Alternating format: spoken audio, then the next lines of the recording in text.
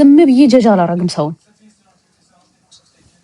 ሁሉ ጊዜ ከፊት ምንድነው ከኋላ ምንድነው ከጎን ከግራ ከቀኝ በደንብ ማስተዋል መቻል አለባችሁ ስታወሩ ዝም ብላችሁ አንድ ፍርድ ይዛችሁ የአንድ ሰውን ብቻ ጎን ይዛችሁ አትፍረዱ እኔ አሁንም ልንገራችሁ ሄዶ ጉማን አሁንም ልንገራችሁ እኔ አዶናይና ጆን ዳንኤል በፍጹም እንዲጣሉ አልፈልግም ከቻልኩ እንደውም ማለት ነው እንደ እህት እንደ ታላቅ እህታቸው የሁለቱም ታላቅ እህት ነኝ እኔ በጣም ታላቅ እህታቸው ነኝ ሁለቱንም አንድ ላይ እንደዚህ ቁጭ አድርጌ ባስማማቸውና አንድ ላይ ቢሰሩልኝ ደስ ይለኛል ይሄን ነው በመሃላቸው በአዶናይና በጆን ዳንኤል መሃል ምረጪ እንዳትሉኝ ሁለቱንም ወዳቸዋለሁ ወንድሞቼ ናቸው እስከ ጥግ እስከ መጨረሻው እንደዚህ ላቤ ጠብታ ድረስ አብሬያቸው ነው መሆኑ በምንም ተአምር ላከፋፍላቸው አልችልም በመሃላቸው የሚገባውን እንክርዳድ ግን እንደዚህ ነቅሎ ማውጣት ያስፈልጋል አሁንም ምለው እሱ ነው እና ልላችሁ የምፈልገው ነገር ሴት ልጅ ፍቅሯ ካላለቀላት እባክሽ ሴት ልጅ እንደኔ ሴት የሆናችሁ እባካችሁ ከፍቅረኞቻችሁ ጋር ስትለያዩ ቢያንስ የራሳችሁ የሆነ የጥሞና ጊዜ ያስፈልጋችኋል ፍላጎቴ ምንድነው የምፈልገው ከዛ ሰው ጋር ተመልሼ መታረቅ አለብኝ ወይስ የለብኝም ወይስ የዛ ሰው ፍቅር ወጥቶልኛል አልወጣልኝም ብላችሁ አስቡ ሁለተኛ ሰው ጋር ስትሄዱ እናንተ ራሳችሁን አይደለም የምትጎዱት ሁለተኛውን ሰው ነው የምትጎዱት ያ እውነተኛ ፍቅር ይዞ የመጣውን ሰው የውሸት ልብ ይዛችሁ እዛ ሰው ጋር አትሂዱ ባካችሁ እዘኑለት ለዛኛውም ሰው ለሁለተኛውም ሰው እዘኑለት እንዴ እኔ እዚህ ጋር ከአንድ ፍቅረኛዬ ጋር ጨርሻለሁ ብዬ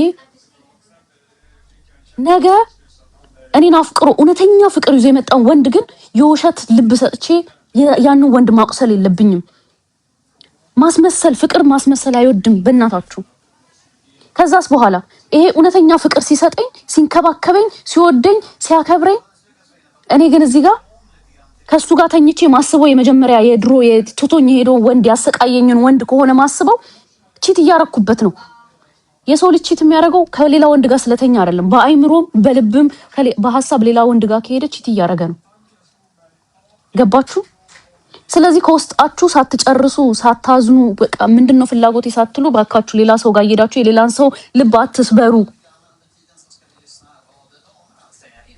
ያ የሄደው ሰው በቃ ሄዷል የራሱን ህይወት ዘጋ ጀምሯል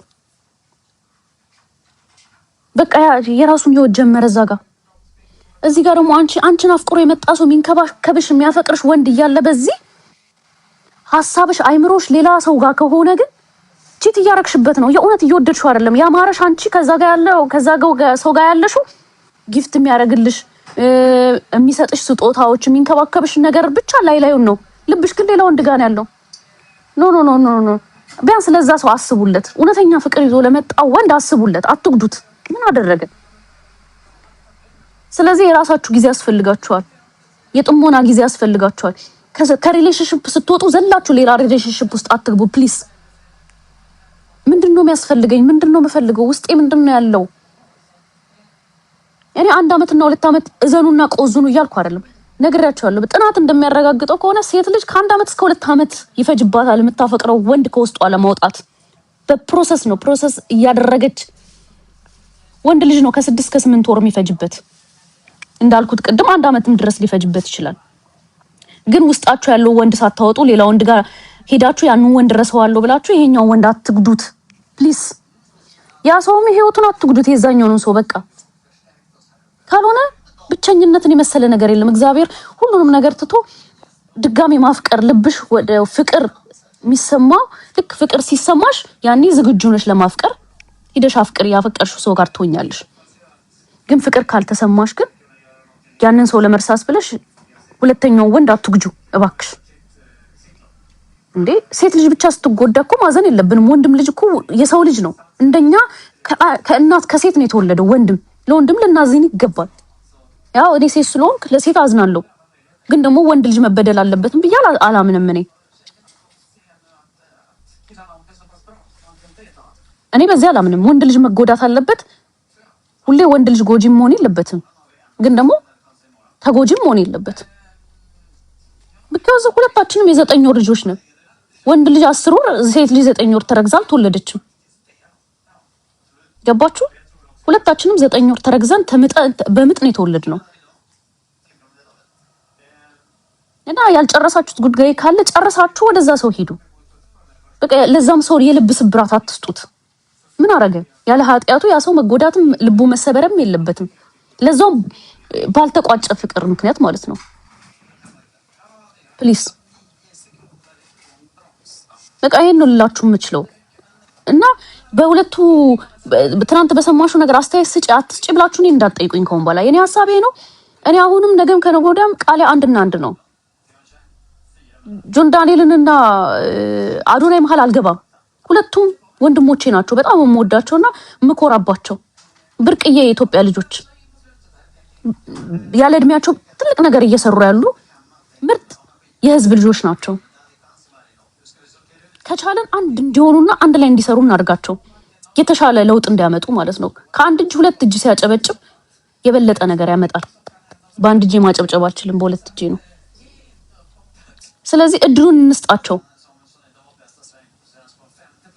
ሁልጊዜም እኮ በድሮም ጊዜ ይባላል እኮ በጦርነት መሃል ላይ ሴቶቹን ነበረ የሚጠቀሙባቸው ወንዶችን ለማጃጃል ወይም ወንዶችን ለመያዝ ወንዶችን ለመግደል ሴት ወታደር ወይ ሴት ነበረች የምትላከው። ቆንጆ ልብስ ያለብሷታል፣ ሊፕስቲኳን ተቀብታ ምናምን ቆንጆ ሽቶ ተቀብታ ምግብ ይዛ ጄኔራሎች ጋር ወይ ምናምን ትገባለች። ቢኮዝ ሴት ብላተኛ ነች፣ በብላት ወንድ ትገላለች ተብላ ስለምትላክ ማለት ነው። አሳምሮ ይልኳታል። እዛ ሚሽኗን ጠቅማ ወይ አብራተኝታም ይሁን ምናምን ያ ጠላትም ይሁን ጄኔራል የተባለው ነው ምኑን ትገላለች እና ኮርታ ትወጣለች። ስለዚህ አሁንም ቢሆን ሁለት የሚሰሩ መሃል አንድ